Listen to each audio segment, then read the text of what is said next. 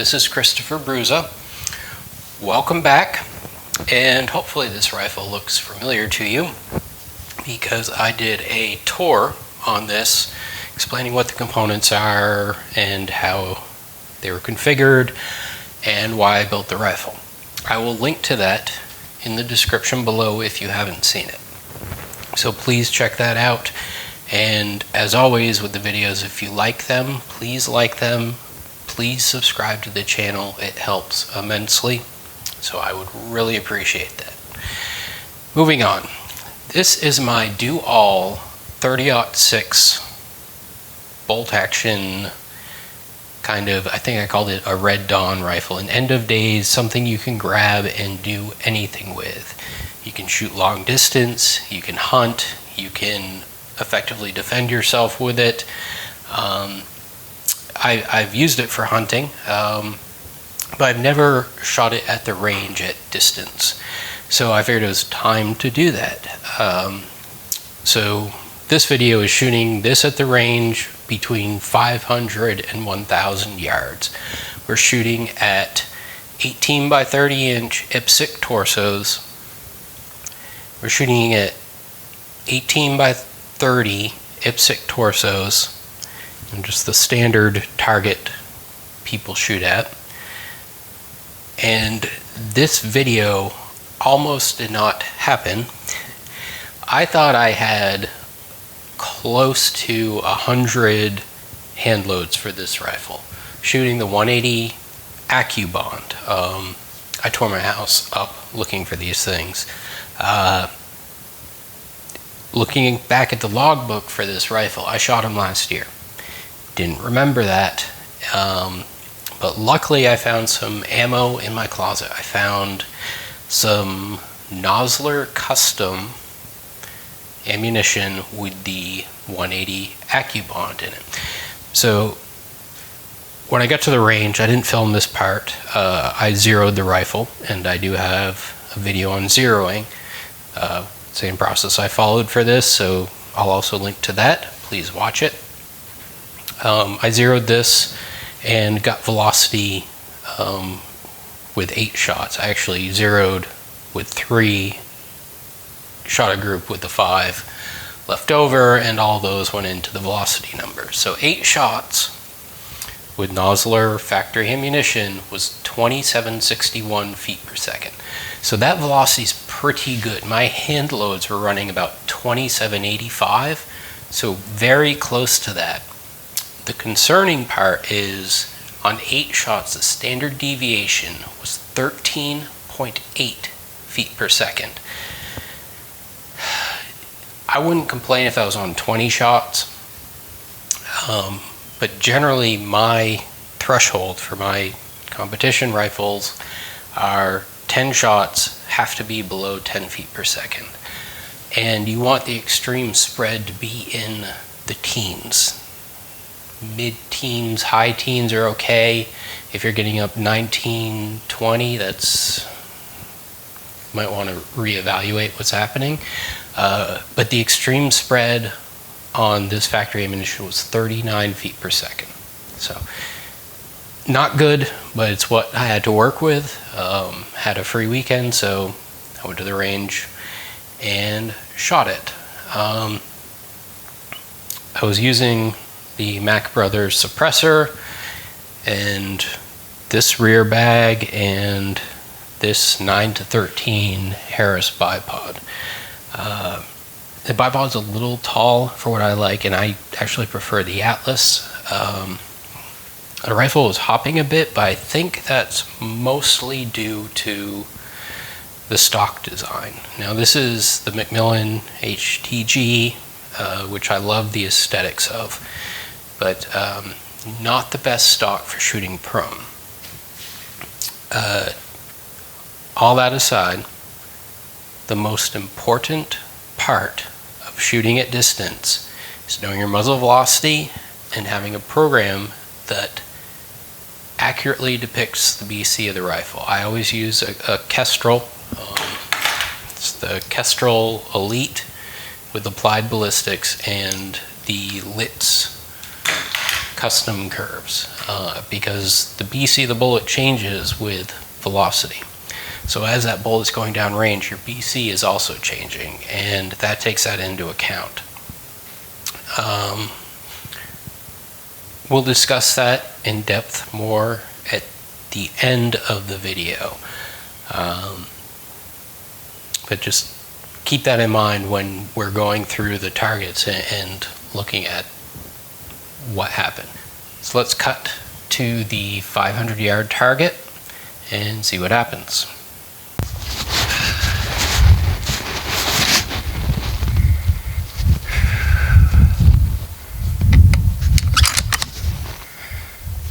I'm gonna take a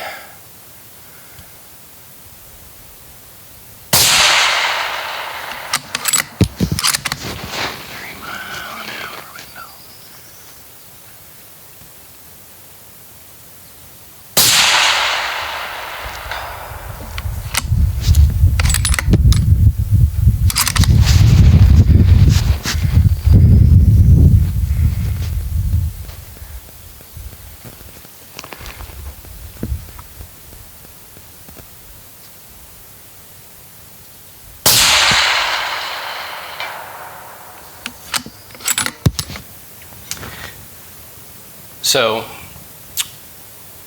I plugged the velocity and everything into the Kestrel when I got up on the shooting deck. It gave me my drop, which I shoot generally. I prefer the Tremor 2 reticle, so I was shooting with holdovers until later. The Tremor only really has good holdovers to 10 mils.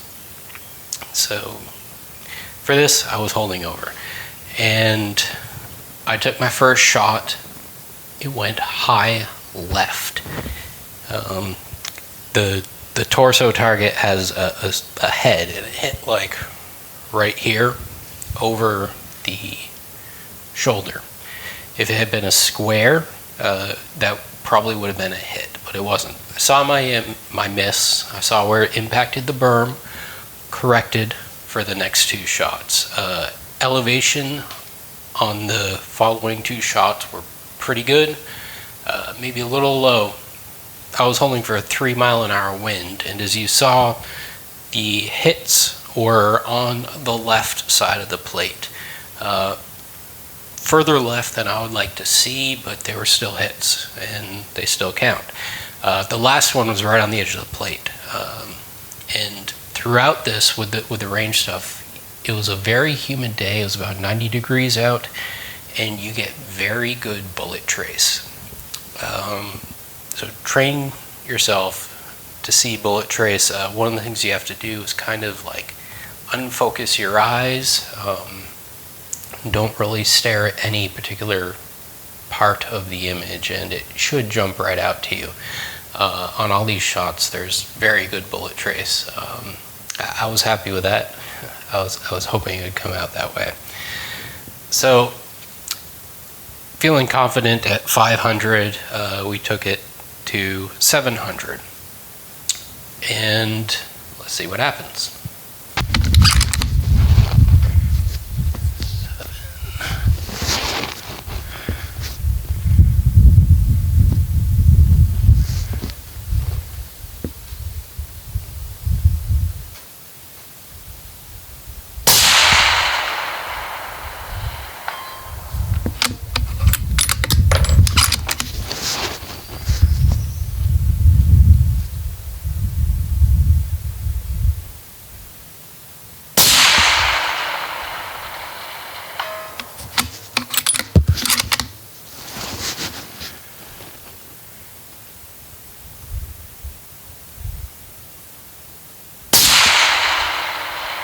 Off left high.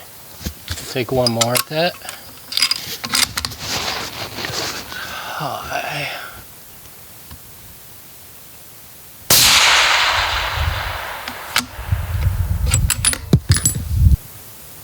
Okay. So started out, took my shot, and elevation looked good, and I hit off the left. Corrected for the second shot, and because I'm using holdovers and wasn't taking my sweet time, I hit a little low and hit the left side of the plate. Clearly I'm not holding for quite enough wind. Saw that, and the IPSC torsos next to them is a smaller miniaturized torso. I don't know how big it is. It's rather small. So I took a shot at that, and I hit slightly high into the left of it. I was trying to fine tune and find my wind hold, and I'm not familiar with shooting this gun at range, and it's a different brand of bullet than I normally shoot. It's not a Burger, it's a Nosler. So I saw that, corrected, and then I hit low right. So I corrected a little bit too much. At the time, I didn't know really what to make of that. So working on limited ammo, I decided to back up to 600 yards. So let's take a look at that.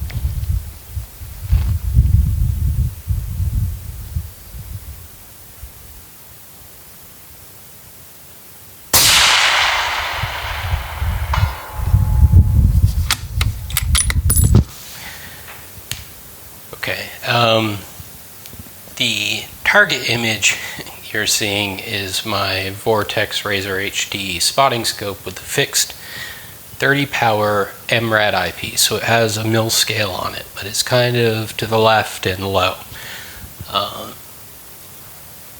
Fortunately, in this, for that 600 yard target, you can see it.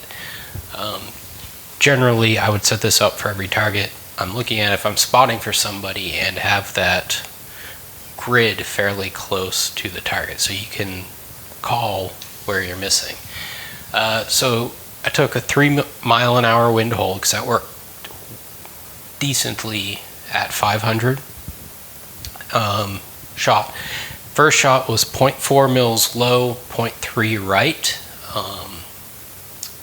I was getting more comfortable shooting the rifle, and it was bouncing a bit less, and I was spotting my shots better.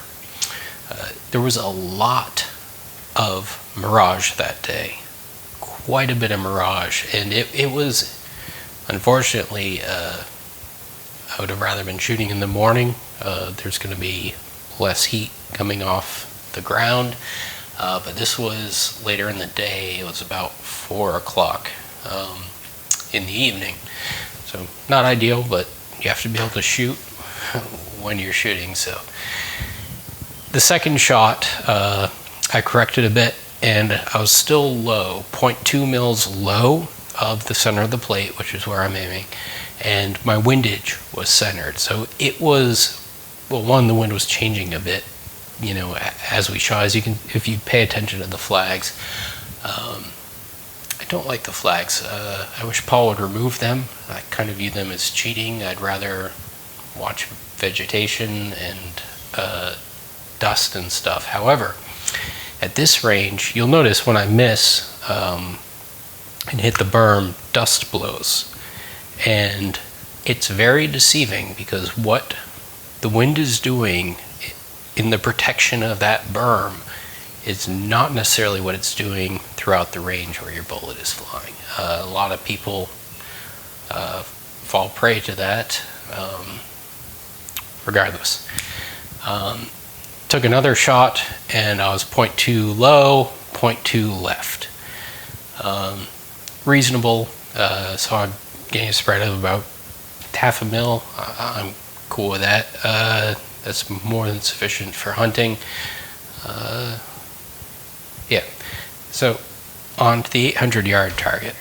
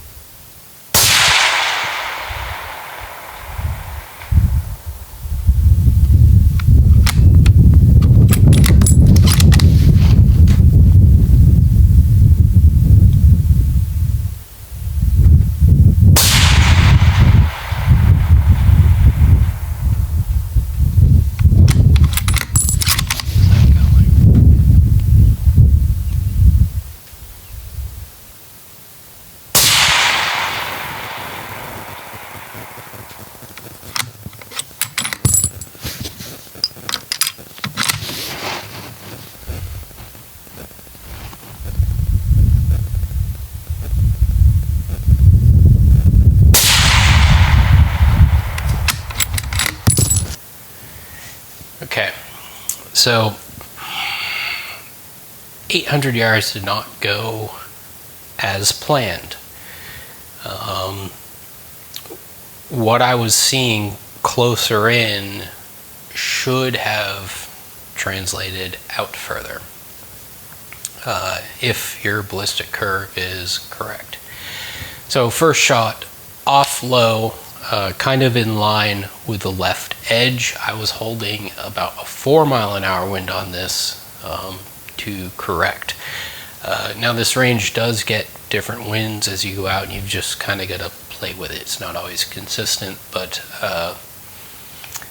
if the bullet impact wasn't so low, it probably would have hit close to the edge or missed just off the edge. So I tried to correct, shot again, off low and slightly left, not as far left as the first shot, but still low. This kind of baffled me. So at 800 yards, there's a 8-inch plate, and that's where I do most of my practice. If I were trying to get ready for a competition, I would go to the range with 100 rounds and probably shoot 80 of those at that 8-inch plate at 800 yards. So I decided to shoot at that plate because it's a smaller target and the berm around it's pretty good, so you can see where you're missing. Because what I'm trying to do is figure out my holes. So the third one went low right, and I saw that adjusted, and I was still low, but I was off left. So I didn't come up enough, and I corrected my wind too much. Now that's assuming a constant wind, and if you watch the flags, it was not constant. Regardless, I think I had, I don't know, 12, 15 rounds left, something like that. And the goal of this video was to shoot at 1,000 yards with a hunting rifle. I mean, I do hunt with it. It's a bit heavy for hunting for most people. When I was at the range, there was a dude with a F-class rifle that was finishing up and packing up, and yes, he's like, what do you do with it? Is that a competition? I was like, no, I don't really know what it is, but I do hunt with it. He's like, man, that's kind of big to hunt with. So, I mean, I hunt with it. So,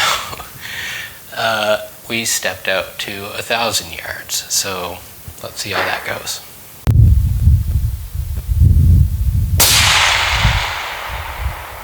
Off left.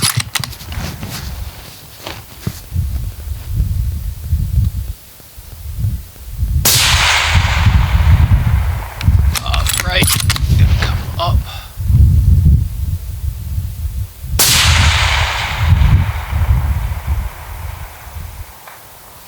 That was a hit.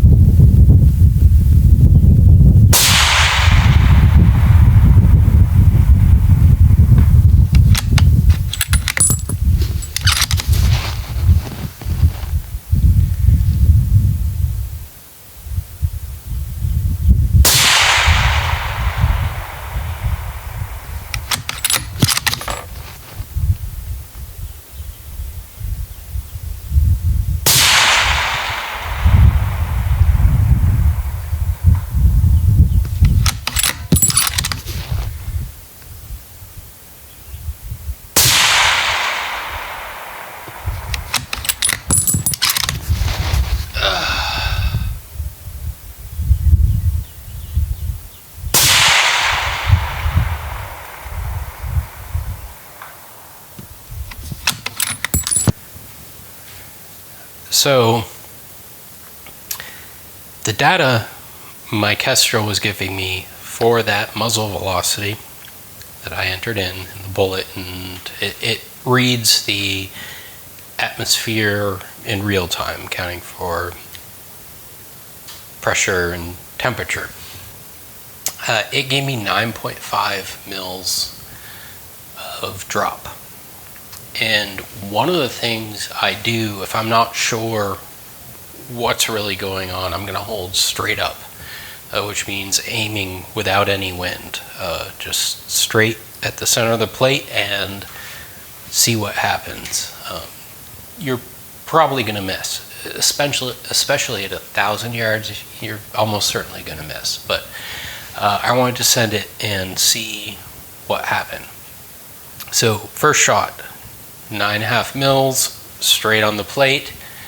I went low off the plate and along the left edge of the plate. So adjust for the second shot, and I was real low, like at the bottom of the berm and off right. That's never good when you correct and you're further off the plate. So I tried to correct again, and I went off low and slightly on the left side of the plate. If the elevation were up where it needed to be, it would have hit the plate. And the Tremor reticle, it has 10 mils that are intended for hold off, and beyond that it's just a grid, not really intended for shooting hold off. But I mean, my 6x47 at 1,000 yards, I'm in the mid 6 mil range, so it's great for that. But this is a big 308 caliber bullet, which, I mean, a lot of people shoot at long range, but there are much better things to shoot. So I dialed. I dialed up to 9.8 because I saw I was hitting low. Kestrel said 9.5, 9.8, and I sent the next round. I don't remember the wind I was holding. I should have taken better notes, but it hit the bottom edge of the plate, and the 1,000-yard target has a flasher on the bottom. Like you have the metal plate, and then there's a red LED strip that when it senses vibration, it flashes. So you can see in the middle of the bottom of that, the red flashing. So hit the bottom edge, and at the time there was a lot of mirage. I couldn't see I hit the bottom edge. I could just see I hit the plate, and the flasher was going. I didn't see any dirt or anything like that. So sent the fifth round, and wind was fairly good, but off low. So clearly I don't have enough elevation. And being that I had zeroed this rifle for the ammunition I had, I intended to save 5 rounds, because the magazine box in this is supposed to fit 4. It actually fits 5, and the bolt will close. So I was trying to save 5 in the magazine and 2 on the side. I decided to shoot those, and let's see what happens.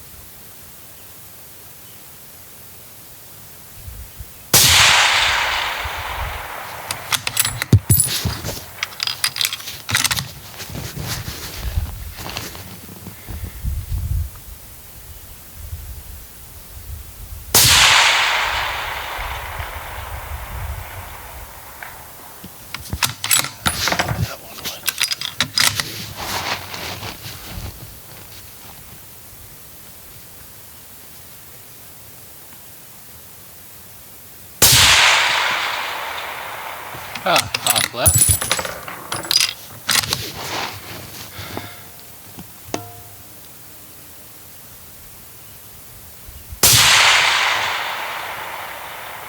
There we go.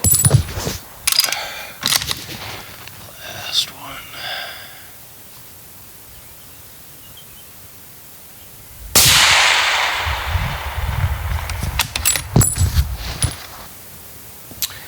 Okay, so that went a bit better after actually having some feedback as to how the bullet was shooting. So I dialed 10 mils on the rifle and held my wind because I'm out of that 10 mil grid on the Tremor reticle. So my wind holds go back from mile-an-hour holds to mils. So I was holding about 0.4 mils right. 10 mils elevation, sent it, hit. You see the hit indicator go off, no dirt, dust, anything like that.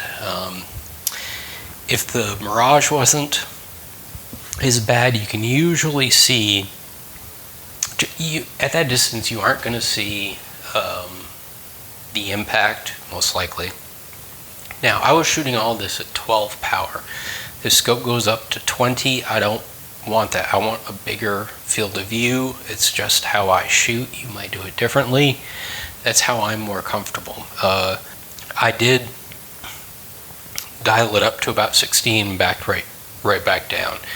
I don't remember if it was this section you just watched or the one previously, but 12 power is what I'm shooting on.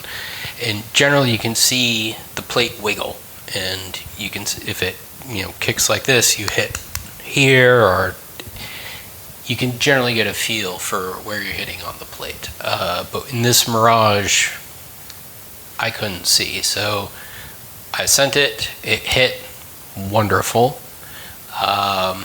Let's take some more shots before the wind changes and you start missing.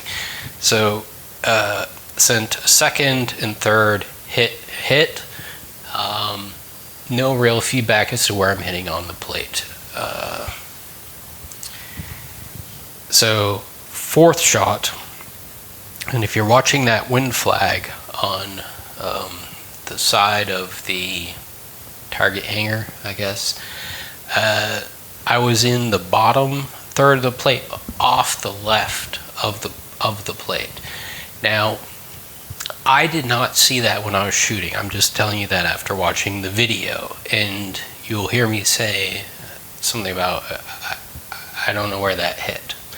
So, stupidly, I took the same hold, sent it again, and immediately saw where it hit. It was about the same elevation, but slightly further left, off left of the plate. So good. I know how to correct now. Back, send the sixth shot, and it was weird. The hit indicator goes off, but you see a burst of dirt below it. In competition, I mean, at this range where I was shooting, which is frontline defense in Warrenton, quite often I'm a range officer roaming RO where I shoot the match and everything, but I'm on a spotting scope calling hits when I'm not shooting. Hits or misses. We call that a hit. I mean, the hit indicator went off. Something moved that plate. Very likely I just hit the edge of it and half the bullet went into the plate and dispersed, and the other half went into the dirt, but the light flashed and sent it again, and light flashed again with no dirt impact. So I think that was 5 out of 7 hits. So I'll take that, and I was out of ammo. So I would not, I mean, hunting wise, I'm not going to shoot any deer at long range. Certainly wouldn't at 1,000. I would probably say 400 and in would be my comfort level with this rifle. That ammunition I was shooting, which I normally don't shoot. I don't even remember buying that. It was in the back of my closet. I was in a panic looking for ammo, and it was in my closet with a bunch of 22-250 in that section of the closet. No idea what it was doing there, but it worked. We made a video out of it, so can't complain. The takeaway I have from all of this is shoot burger bullets. I'm kidding. I think I take for granted Brian Litz, who applied ballistics. I take for granted his relationship with burger bullets, and they don't know who I am. They've never paid for anything in my life. I will put a new barrel on, go to the 100-yard range, zero it, get my velocity, put the numbers in, and go to a match and hit a lot of targets. Now, a lot of these misses were me due to the wind. But once you get in that 700, 800 plus range, something is going on with the data that the calculator is saying 9.5 mils, and realistically 10.1 to 10.2 is where I need to be. My muzzle velocity was on, so that is not it. The other input from the rifle, I mean, my scope height is correct, it's not going to affect it that much. The other input from the rifle, the twist rate, I mean, it's a Krieger barrel. I'm pretty sure they know how to accurately make a twist rate, and that's going to affect your elevation that much. I think the curve I was using for the BC didn't match the bullet. Now, I don't remember when I bought this ammo, and it certainly was not recently.